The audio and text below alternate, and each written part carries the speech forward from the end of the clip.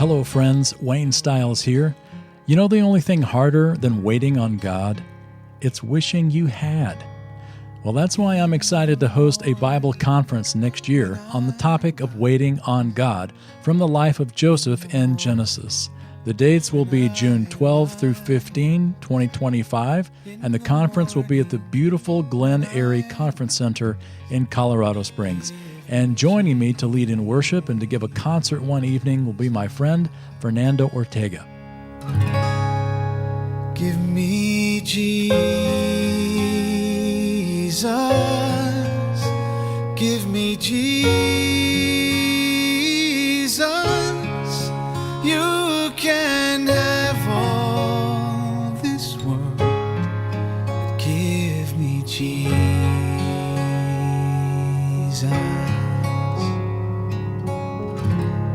I hope you'll join me, my wife Kathy, and my team for a wonderful weekend together.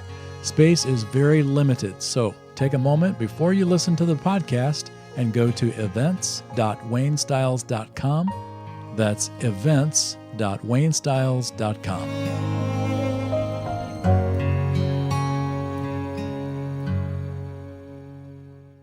Seeing the lands of the Bible with your own eyes will change the way you read the Bible for the rest of your life. It's absolutely true. See for yourself at waynestyles.com/tours. Hello and welcome to Live the Bible. My name is Wayne Stiles, and this is the podcast that helps you connect the Bible right to your daily life. I don't know if you've noticed, but all of God's tests in our lives are pop quizzes. They are tossed into our laps and we only have seconds to respond. But we couldn't study for God's tests anyway, could we? They're designed to reveal who we are, not what we know. In this episode, we're turning to the book of Genesis, where we're going to see Joseph's father, Jacob, face one of God's most challenging tests, surrender. It is a powerful lesson on why God asks us to trust Him with what we hold dear and why we should obey Him. So I'll be back in a bit, but for now, let's get right into the podcast. I don't know if you've noticed, but when God chooses to test our faith, the tests are pop quizzes. You don't get them in advance. It's not like you get an email that says, oh, by the way, next week, 2 o'clock Tuesday, you're going to be tested, so you better start studying. Better get spiritual. Better read your Bible and start praying a little more because 2 o'clock Tuesday, it's going to hit. Doesn't happen. When God tests us, it's like He drops a live grenade in our laps. And all of a sudden, we've got about 1.2 seconds to decide what we're going to do. Sometimes it's not even a decision. It's more of a knee-jerk reaction that reveals who we are. It's not a test that we get to decide who we are. It is a revelation of who we are. And sometimes this is not a favorable event. When the famine was spread over all the face of the earth, then Joseph opened all the storehouses and sold to the Egyptians. And the famine was severe in the land of Egypt.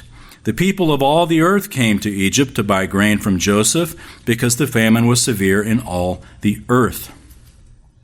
Notice how Moses writes here of the expansive nature of the famine. He says it's severe in the land of Egypt, verse 56, but not just Egypt. 57 says all the earth, which would include Canaan, which would include where Joseph came from, the land of his brothers and his father. Which brings us now to chapter 42. Now Jacob saw that there was grain in Egypt, and Jacob said to his sons, "Why are you staring at one another?" Isn't that a great line? If you've got the New International Version, it says, "Why do you just keep looking at each other?" Which is an even better way to translate it. In other words, why don't you guys do something? There's bread in Egypt. Go to Egypt and get bread so that we don't die. In fact, this is what he says starting verse 2. He says, "Behold, I've heard that there is grain in Egypt. Go down there and buy some for us from that place so that we may live and not die." Then 10 brothers of Joseph went down to buy grain from Egypt. But Jacob did not send Joseph's brother Benjamin with his brothers, for he said, "I am afraid that harm may befall him. Ah, déjà vu. Jacob has found a new favorite son to replace Joseph. Remember, Joseph was the favored son. He was the favored son because he was the son, the oldest son, the firstborn son of the favorite wife. Jacob had 4 wives, like at the same time. Bad idea. But anyway, he did it. And his favorite wife, Rachel, died in childbirth, and she gave birth to only 2 sons, Joseph and Benjamin. Joseph is now gone, so Jacob thinks, so Benjamin is now the prize. And Jacob says, well, you 10 guys go on down and get bread, but Benjamin's not going with you.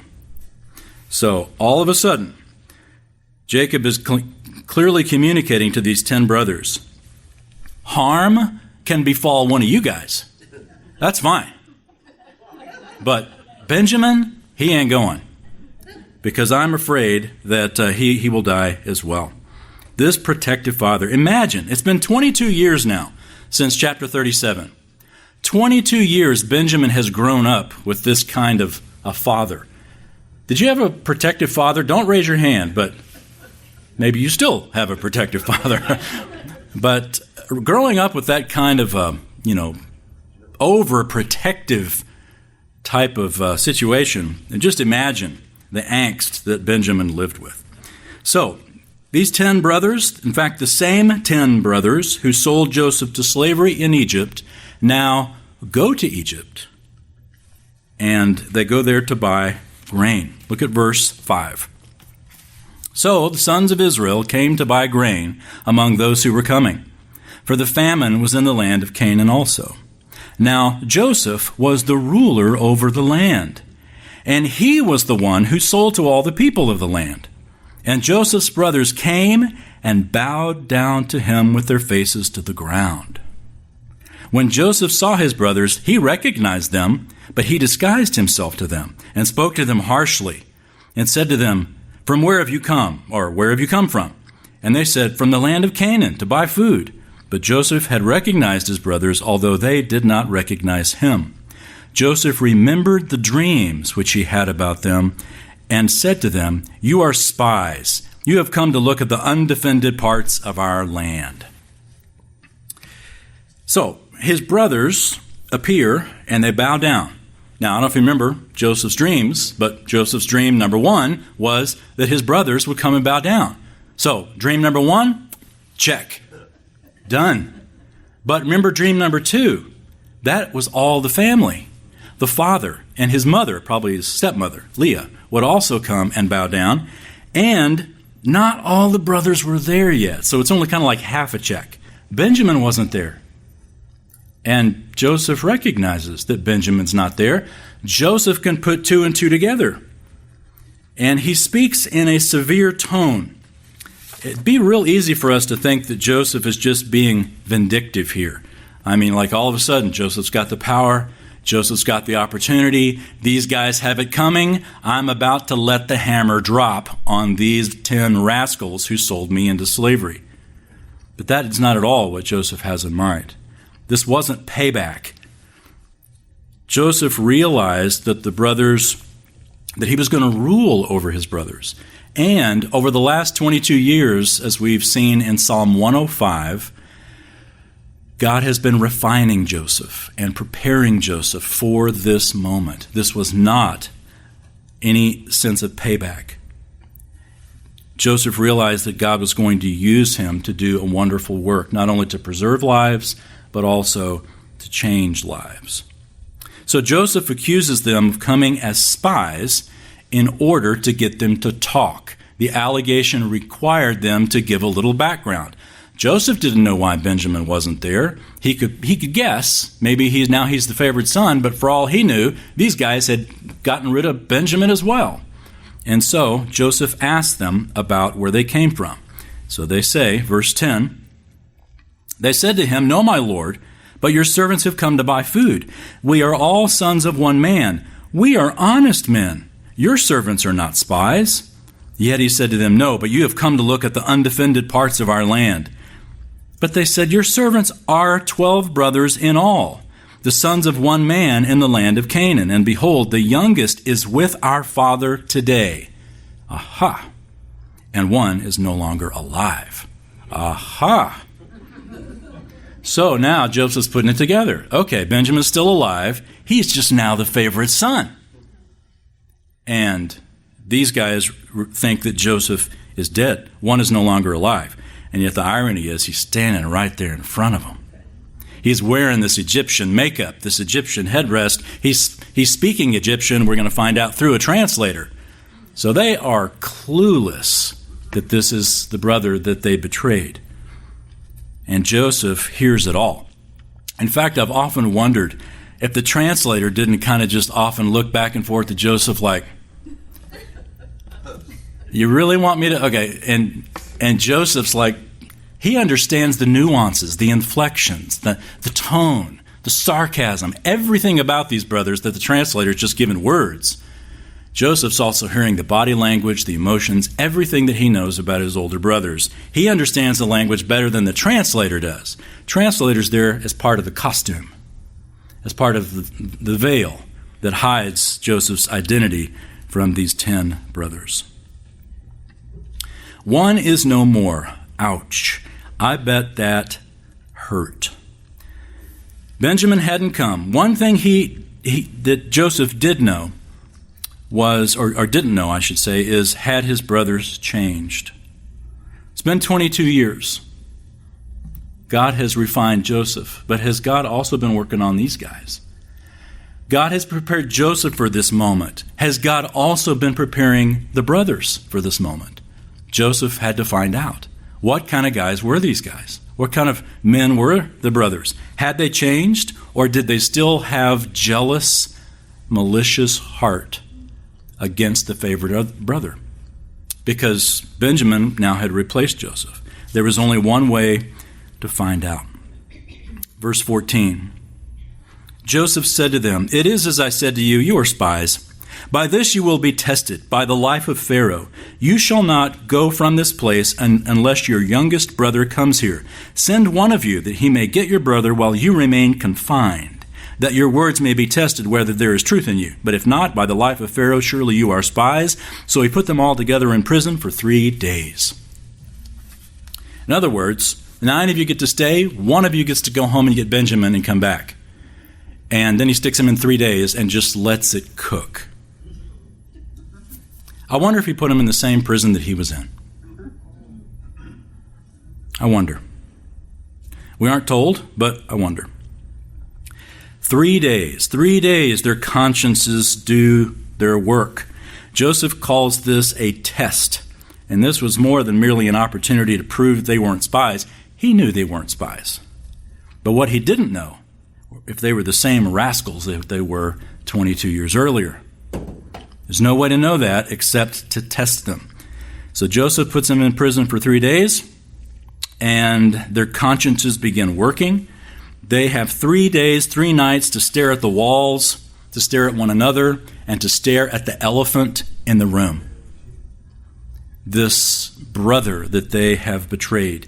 They were imprisoned in the confines of their guilt. And God began to, you might say, exhume the dead brother that they had tried to bury 22 years ago. 3 days also gave Joseph some time to think. I mean, this was a pop quiz for him too. To think, to pray, to improve his plan, and he did. Verse 18, he changed it a little. Joseph said to them on the 3rd day, do this and live, for I fear God. If you are honest men, let one of your brothers be confined in your prison, but as for the rest of you, go, carry grain for the famine of your households. And bring your youngest brother to me, and so your words may be verified, and you will not die. And they did so. Then they said to one another, truly, we are guilty concerning our brother, because we saw the distress of his soul when he pleaded with us. Yet we would not listen. Therefore, this distress has come upon us. Reuben answered them, saying, did I not tell you not to sin against the boy, and you would not listen? Now comes the reckoning for his blood. They did not know, however, that Joseph understood for there was an interpreter between them. So now Joseph's changed the plan. Instead of only one brother returning for Benjamin, Joseph chooses one to stay imprisoned. This allows them to carry more grain back. Joseph is looking out. He realizes the famine's a big deal. More brothers means they can carry more grain for more provision to take care of Daddy and the family back home. But one thing he didn't change, he required Benjamin to come. Basically says, look, don't come back asking for more grain if you don't bring Benjamin. That's part of the plan. And 3 days of imprisonment had also done their work, because immediately they began to talk about Joseph. It's been 22 years, and they've still got Joseph on the brain. Their conversation here, they say, didn't I tell you, don't sin against the boy? Truly we're guilty concerning our brother, verse 21. They're talking about Joseph, about what they did to Joseph 22 years ago. And here is Joseph is standing in front of them, listening to them talk to one another about him. And he turns away, we're told, verse 24. He turned away from them and wept. He had to get out of there and weep. He just had to let it go. Remember, Joseph had named his firstborn son Manasseh. Manasseh talks about meaning causing to forget. That's what his name means. And he named him that because it said that the Lord had helped him to forget the pain of his family. And yet, isn't it amazing, even though God can bring healing, how sometimes memories can bring tears? God's healed you, but boy, you get around somebody that caused pain of years ago, all of a sudden it can well back up so fast. And this is what Joseph is dealing with. So, 24 again says, he turned away from them and wept, but when he returned to them and spoke to them, he took Simeon from them and bound him before their eyes. Then Joseph gave orders to fill their bags with grain and to restore every man's money in his sack, and to give them provisions for the journey, and thus it was done for them. So they loaded their donkeys with grain and departed from there. As one of them opened his sack to give his donkey fodder at the lodging place, he saw his money. And behold, it was in the mouth of his sack. Then he said to his brothers, my money has been returned. Behold, it's even in my sack. And their hearts sank, and they turned trembling to one another, saying, what is this that God has done to us? They were interpreting these events not as some random accident, but as God's deliberate involvement in this situation. They see God in this. They see God in this. Well, this brings us to our first principle, and it's a hard one to hear. God will use a variety of circumstances to awaken our hearts to Him. If you've been stuffing something for years, God will use the years of time to eventually awaken our hearts. God will use a variety of circumstances to awaken our hearts to Him. Things that seem totally unrelated. Once you're hypersensitive to a life that's not walking with God, you will all of a sudden begin to interpret everything that's happening as happening because God's trying to get your attention. And that's what these brothers were doing. God will use a variety of circumstances to awaken our hearts to Him. It was about 10 years ago, I guess, a little before my 45th birthday, that my body decided to give me a little gift. I awoke in the middle of the night with a smarting pain right in my kidney. And I don't know if you've ever had a kidney stone before, but son, it hurts. I mean, it felt like a hypodermic needle, literally. That's the best way I can describe it. It was a pointed pain. It's like a hypodermic needle about 3 inches long, just sort of inserted into your back and then twisted around a few times for good measure. You can't get comfortable. There is no way to find comfort. And it was scary. And the scariest part about it is I didn't know what was happening. So the next day, I called a doctor friend of mine, and he says, sounds like you have a kidney stone. I said, a kidney stone? Nah, it's not a kidney stone. I remember my father had a kidney stone. He had a kidney stone because he's an old guy. I wasn't an old guy, so it's not a kidney stone. It's probably a kidney infection or something like that. Isn't it amazing how you're smarter than doctors? So I decided to go to a urologist, did an x-ray, did this, did that, walks in kind of a ho-hum manner, shakes my hand. Mr. Stiles, you've got a kidney stone. And he holds up the x-ray and points to this little delta-shaped blip and it kind of looked like lint to me. And I said, are you sure? He just kind of looked at me. He said, yes, and it's as big as a raisin. Yeah. This is not good. And it was terrible. 3 weeks of that little demon working its way finally to... Anyway, horrible. Horrible. I felt really old at that moment. And waiting for that little darling to pass made me rethink my theology of purgatory. So finally, I'm in his office for the last time, and he says, let me tell you what, you need to drink more water. And I said, you think? I'll be glad to do that. My problem wasn't kidney stone. The kidney stone revealed my problem. I was dehydrated too often. I needed more water in my body.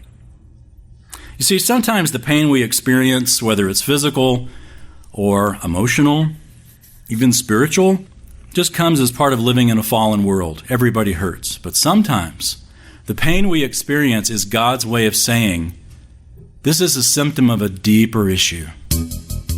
Hey everyone, Wayne here.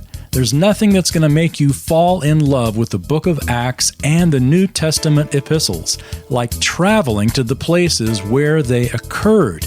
Well, you can. Registration is open and it's well underway for my upcoming tour and cruise to Greece and Turkey in the footsteps of the great Apostle Paul. There's even an optional extension to the great cities of Rome and Pompeii. Going to these Bible lands will change the way you read the New Testament. I'm certain of that. Just see the video and the complete itinerary at waynestyles.com/tours. And now, back to the podcast.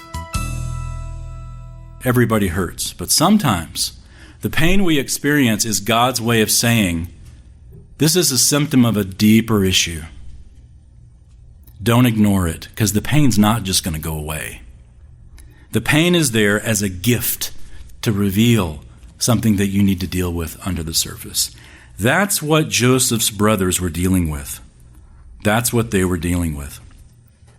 As they summited the hill, finally getting back home, they saw their home in the distance. They probably saw their dad, and if they saw their dad, they saw Benjamin at an arm's length. And as the old man craned his neck to look at his sons and counted them, once again, there's a son missing.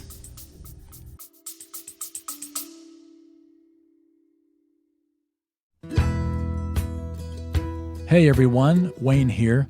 I look forward to teaching a Bible conference next summer, June 12th through 15th, 2025, at the Glen Eyrie Conference Center in Colorado Springs. The topic is Waiting on God, and we'll study the life of Joseph in Genesis.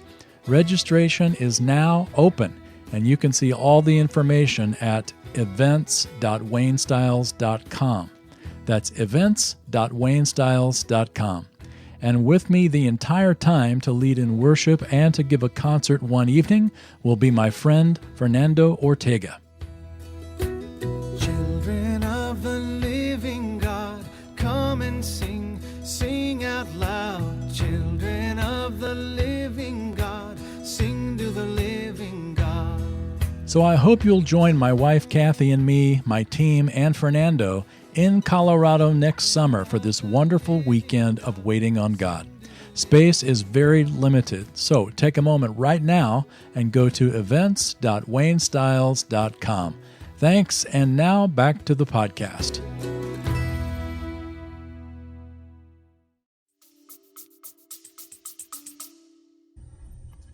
Verse 29. When they came to their father Jacob in the land of Canaan, they told him all that had happened to them, saying, "The man, the Lord of the land, spoke harshly with us and took us for spies of the country." But we said to him, "We are honest men. We are not spies. We are 12 brothers, sons of our father. One is no longer alive, and the youngest is with our father today in the land of Canaan." The man, the Lord of the land, said to us, "By this I will know that you are honest men. Leave one of your brothers with me and take grain for the famine of your households and go. But bring your youngest brother to me, that I may know that you are not spies but honest men. I will give your brother to you, and you may trade in the land." Now it came about as they were emptying their sacks, behold, every man's bundle of money was in their sack. And when they and their father saw the bundles of money, they were dismayed. Their father Jacob said to them, "You have bereaved me of my children. Joseph is no more, Simeon is no more, and you would take Benjamin. All these things are against me." Then Reuben spoke to his father, saying, "You may put my 2 sons to death if I do not bring him back to you. Put him in my care, and I will return him to you." But Jacob said, "My son shall not go down with you, for his brother is dead, and he alone is left." How did that feel to all the other brothers? He alone is left. "If harm should befall him on the journey you are taking, then you will bring my gray hair down to Sheol in sorrow." The 9 brothers explain about Joseph, or the Egyptian lord, they thought. Explain about him, they took him for spies, etc., and how they kept Simeon imprisoned and demanded Benjamin. And then they sheepishly add, and all of our money is still in the sack. In other words, we have to go back to Egypt or live as thieves. Joseph has set this up beautifully to where their consciences on multiple levels are going to be bothering them unless they do the right thing. And Jacob's response is like the bursting of a dam. Joseph is no more. Simeon is no more. Interesting. Simeon is no more? Simeon wasn't no more. He's down there in Egypt waiting for you to go.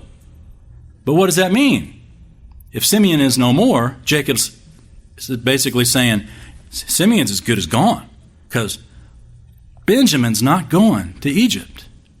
So we'll just write Simeon off. This is what he's saying. Benjamin is not going to Egypt. And if the text doesn't make it obvious enough, again, I'll emphasize, the rest of his sons were expendable.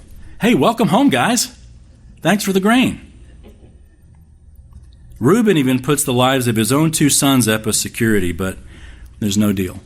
Jacob is not going to have it. No way is he going to risk losing Benjamin.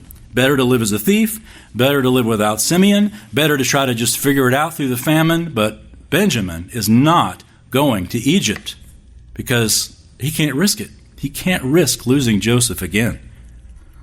And then he makes this statement, all things are against me. We're going to see later on Jacob actually speaking to Joseph and saying, I never expected to see your face again, and here I am seeing your sons. And yet here in this chapter, all things are against me. It's really good that we take a deep breath and look at that, because this is our perspective in life, isn't it? We look at the moment right now as if that's all the reality that possibly ever could be. Everything's against me. The reality was, no, Jacob, everything is going just fine. It's going God has worked all this out to get you to Egypt, to protect you from the famine, to let you grow and prosper. It's all going just fine. You want to ask to Jacob, who never mentioned the Lord, exactly what role does God play in your life?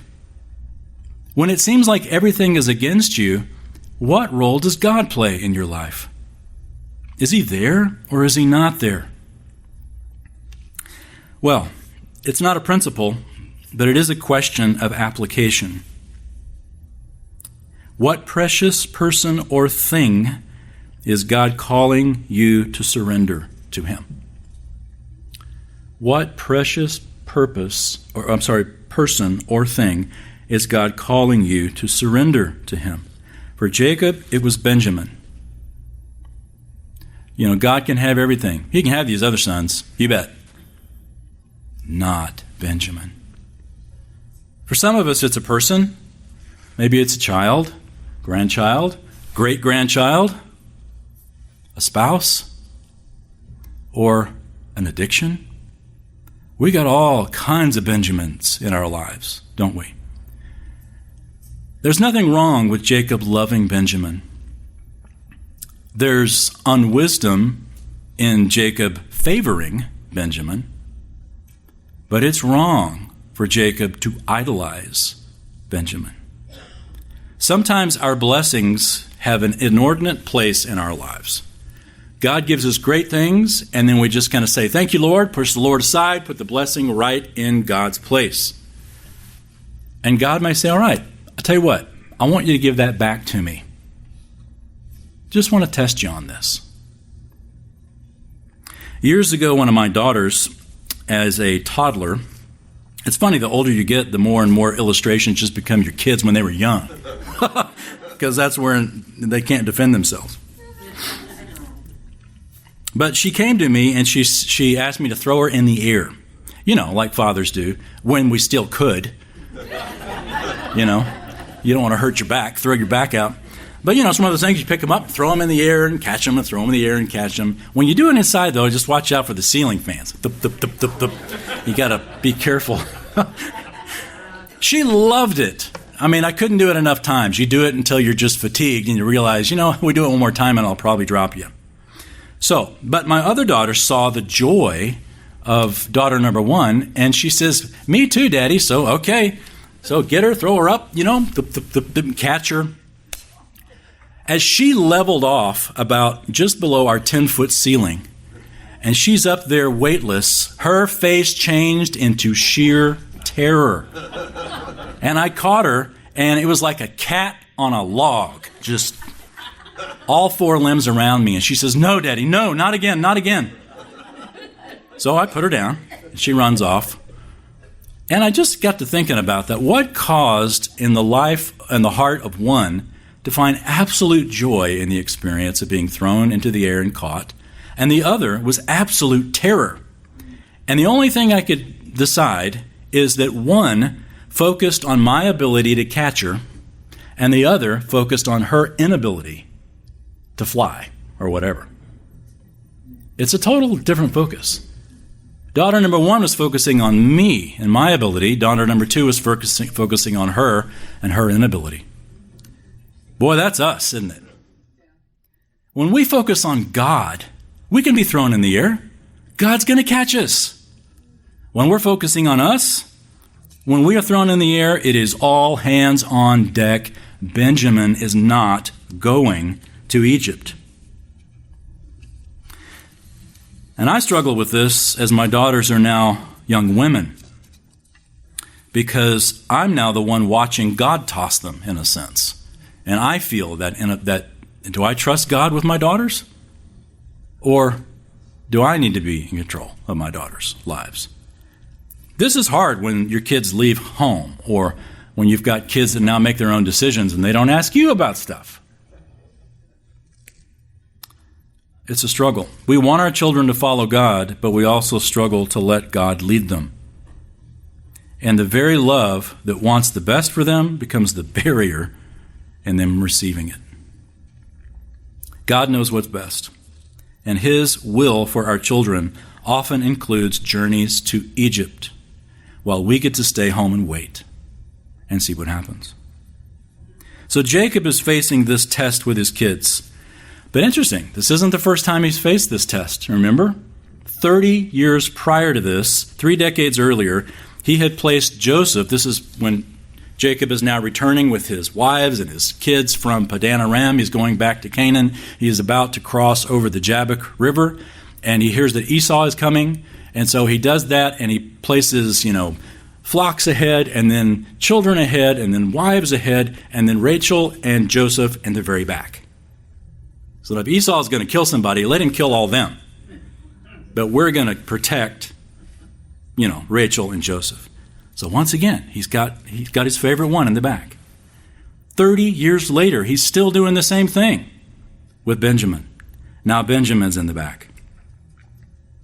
Jacob, at 30 years earlier, had wrestled with God by the Jabbok. Remember that incident where he wrestled with the Lord? And it wasn't until the Lord snapped his hip and gave him a weakness that finally made him cry out for blessing that God blessed him. Before God could bless Jacob, he had to cripple him. And now he's basically doing the same thing. God's going to have to wrench from Jacob everything from his hip to his favorite wife to his sons to the potential loss of his whole family before he's going to surrender to God. And it also reminds us of something that happened decades even earlier when Jacob's grandfather was told by God to do the same thing. Remember Abraham, what God told Abraham? Take your son, whom you love, Isaac, offer him, basically take his life. Now, God wasn't telling Jacob to take Benjamin's life, but Abraham was told to do that, and Abraham did it. Amazing faith. Jacob knew this story. Jacob ignored that story and decided, you know what, my sons are my sons. They're not God's. Sometimes when God gives us stuff like an Isaac, like a Joseph, like a Benjamin, like anything, like any blessing in life, if it gets to the point where that begins to get in our way with the Lord may say, you know what, I'm going to take that back for a little while. I'm going to take that away so that you realize I'm the one up at the top.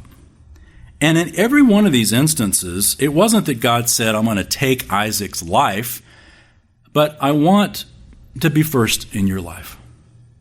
I want to be first in your life. Often the Lord will take something and then only give it back later once it's in its proper place. But Jacob wasn't there yet, was he? In fact, this whole narrative skids to a halt until Jacob is willing to surrender Benjamin. And as we see this next time around, as we continue the story, we will see what God has to do to get Jacob's attention. God is immeasurably patient. He makes stalactites. He has made thousands and thousands of stalactites, drop by drop, year after year. It takes a long time to make a stalactite, and it takes a long time to make a mature child of God. It could be also that your life has skidded to a halt, or my life is skidded to a halt until we are willing to put our Benjamin before God, rather than to keep saying, Lord, you can have everything, but not this. God wants it all. He says, we're to have no other gods before me. That includes our spouse, that includes our kids, our grandkids, our money, everything. Nothing is before God. On our trip to Israel a couple of weeks ago, we drove down south through the wilderness where the Hebrews wandered for 40 years, the very wilderness. And one of the things that I love for our tours to do is to take 20, 30 minutes and just do some wandering in that wilderness. So we'll stop the bus and I'll tell everybody, head off in different directions, be back here in 20, 30 minutes because we are going to leave. But just take this time to wander for a brief time and experience what it was like to wander in the very wilderness. And there are a few times you can almost predict throughout the tours where people are going to be moved. This is amazingly one of them, where you just wander out in the wilderness and it's just you and God for a brief time and you realize, good grief, 40 years of this? 40 years of just walking and zigzagging and following God through this barren nothingness. I also had them read from Deuteronomy 8, that section. You don't have to turn there, but just listen. Verse 2 says that one of the reasons that God had them wander in the wilderness is, quote, that he might humble you, testing you to know what was in your heart. See, the test is not for God to know, but it's for us to know. It reveals to us who we are. And the end of that, verse 16, also says that God's purpose is to do good for you in the end. It says he let you hunger, he let you struggle, He let you be with lack to teach you that man does not live by bread alone. We are not just physical people, but we're spiritual people. We live by every word that comes from the mouth of God. Jacob was having to learn this. The brothers were having to learn this. Joseph, by God's grace, had come a long way already in learning this. And you and I are somewhere along that path as well. So again, those principles, God will use a variety of circumstances to awaken our hearts to Him. God will use a variety of circumstances to awaken our hearts to Him. Don't ignore those things,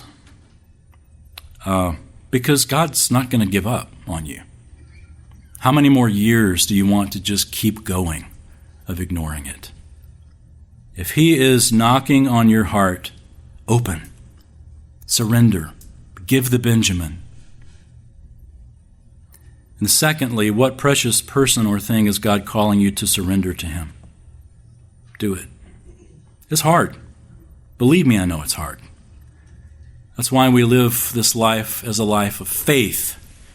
It's not a contract, where God says, all right, here are the terms. Here's what's going to happen. You can count on it. No, it's just pretty simple.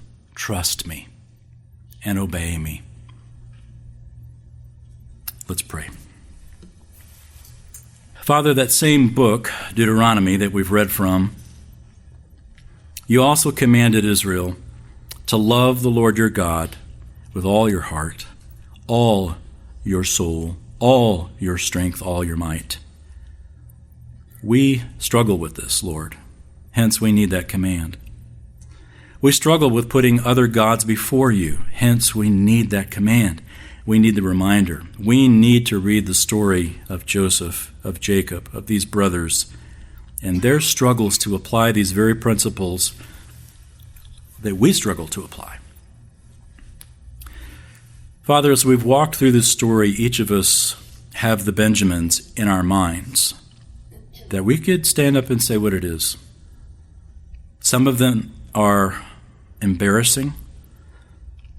Some of them may be just mere issues of pride. But we want to call it what it is and call it an idol, as it stands between us and you and between all that you would like us to become. Strengthen us today to take one more step towards surrender, that you may have it all, because we love you more than anything else. And it's in Christ's name we pray. Amen.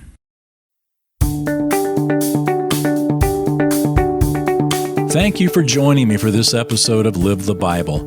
Who or what is the Lord asking you to surrender? Well, whatever it is, trust God with it today. I know it's hard. Faith is hard. But the Lord's going to use a variety of circumstances to awaken your heart to Him. And He's not going to give up, no matter how long it takes. So don't wait any longer. Open the door of your heart to Him today, right now. By the way, I've written a book that might encourage you to do that. It's on the life of Joseph, and it's called Waiting on God, What to Do When God Does Nothing. You can get your copy, and I'll even sign it for you if you'll go to WayneStyles.com/waiting. That's WayneStyles.com/waiting. Let me ask you, do you struggle when others have it better than you? Well, of course you do. I do too. We've all been there, and it's not fun. Well, next week we're continuing Joseph's story, where we're going to learn to deal with that exact challenge of struggling when others have it better. Until then, live the Bible. And I'd also like to say, if this podcast has encouraged you, I'm asking you to help me keep it going. You can now give a tax-deductible gift to help share the Live the Bible podcast with literally thousands of people each week. To give a one-time or monthly donation, just go to livethebiblepodcast.com and click on Donate. That's livethebiblepodcast.com and click on Donate. Thanks so much, and God bless.